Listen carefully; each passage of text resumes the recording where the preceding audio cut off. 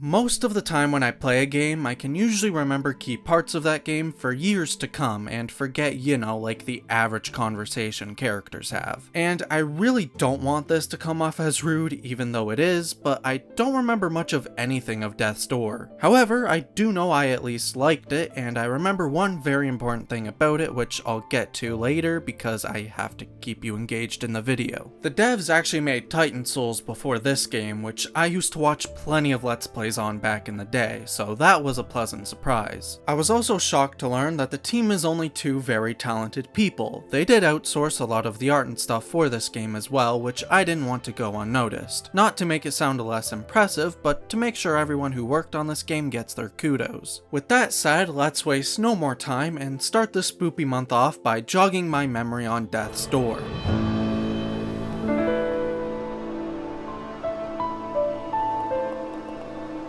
Once you start the game and get through the small tutorial section, they immediately showed me something that the very thought of makes me want death. God, please no! Anything but a 9 to 5! There's not much I can say about the plot since the game's about an 8-hour experience, but what I will say, since it's set in the first 20 minutes, basically you need to open Death's Door. Oh hey! That's the name of the game! And you have to stabby 3, things to get their souls. Exploration was fun at first because the environments are decently designed. They all look pretty in their own unique way, and there's no shortage of secrets hidden around them that are always tantalizing you since you may not have a certain ability for it. The reason I said at first is because most of the rewards or upgrades lack substance. You'll find a lot of orbs which give soul energy, and that energy is then used for upgrades, but they sort of feel pointless. For instance, I put most of my points into more damage, but you don't see the effects of that until 3 upgrades in, and even then, it's not much at all. Most enemies took the same amount of hits as they did with 0 upgrades, which left me feeling disappointed because they're not cheap upgrades either. I was able to get maybe 1 or 2 upgrades after each area, so them not doing much of anything just felt bad. Although, there are a multitude of weapons hidden around the world, so I figured those would help. Wrong! I found this giant hammer and decided to use it because it had better damage. Turns out the damage multiplier wasn't high enough, so it still took the same amount of hits to kill enemies. I was pretty discouraged from exploring after then because it just seemed like little payoff for the amount of time it takes. Also, this is extremely nitpicky, but the first time I came across one of the shrines, I was expecting a decent reward considering the scale of it. Then it was 1/4 of a health upgrade and I just sat there like...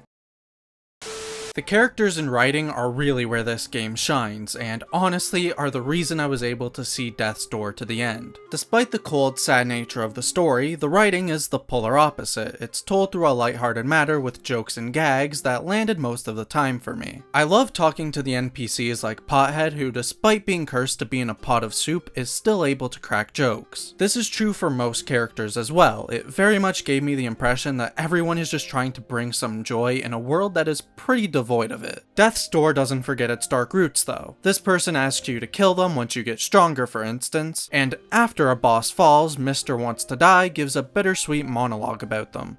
Death's Door feels right in the middle of its inspirations, which is Zelda and Souls games. You can definitely feel the Souls more than the former though. There are dungeons that you go through, and in every one you have to get 4 souls to open a door for that dungeon's ability. I do have some slight qualms with them though, which is that the puzzles are way too easy. Like, I can turn my brain off and still solve them pretty easily, and they lack any variety too, where the majority of puzzles were just one thing for each dungeon with little deviation from it. Naturally, at the end of each dungeon, you're rewarded with a boss fight, who are all fun to fight and aren't meant to be won on the first try. But once you get their patterns down, it feels very satisfying, and I can't really say more than that since they're the best part of the game, so I'd rather they stay a secret. This brings me to my next talking point. The combat. I wouldn't say it's hard or easy, so I'm not really sure how to describe it. However, it was pretty good, albeit very basic all the way till the credits rolled. There was only a few moments where I found an encounter to be annoyingly frustrating instead of the fun kind, and I was pretty upset with the way dying worked in this game because I completely skipped over every checkpoint since they look like very similar keyholes to the ones you need keys for, so I just assumed they were unlockable at some point later in the game, which meant every time I died for like the first hour and a half, I kept respawning at the beginning of the area, and I was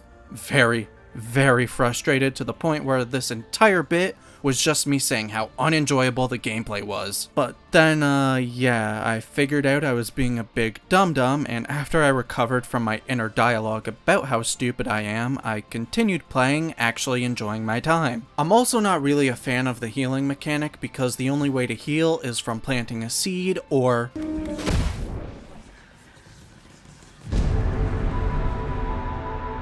The issue with the former is that you can use them just once until the next time you die, which isn't that bad, but I found myself in quite the pickle sometimes, and there wouldn't be a pot anywhere close to me. So if I got in a fight and was low on HP, I'd have to run back to the pot or just simply die and try to do the section again while taking less damage. And it never feels particularly great when death is a quicker way to heal than the actual healing option in the game.